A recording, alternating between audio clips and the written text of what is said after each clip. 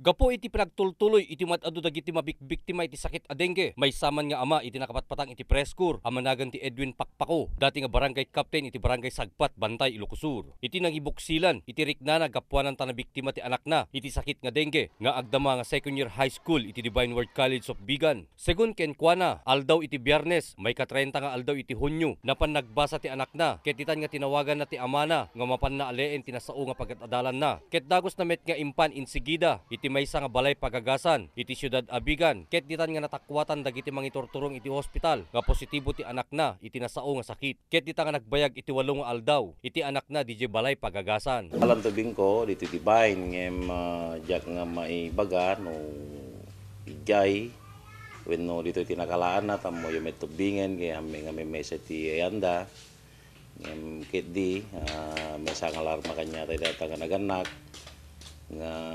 agdaldalos tayo kuma iti aglawlaw tayo.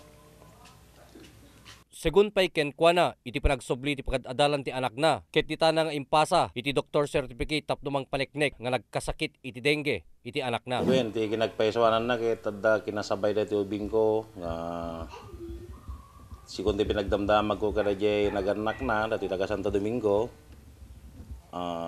Balberg family dua agkabsat da dagiti kinagiddan na ken dagiti Aquino family nga San Juan.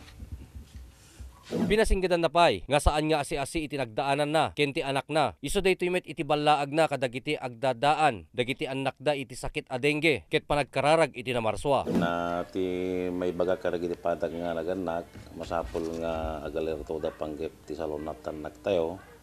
No adda madlaw da nga nasiat nga sagsagoban ni tanak da. The best nga ipacheck da lang inen handa nga basta-basta lata patumaranay naglalo kadagitoy. Ket dengue outbreak tadin to ket di metapo kumaro nakarkaron to ket din nalaklak ti mapukawan ti kwarta ngem ti mapukawan ti napateg ti biag tayo. Para ti Preskur, Ryan Pardo.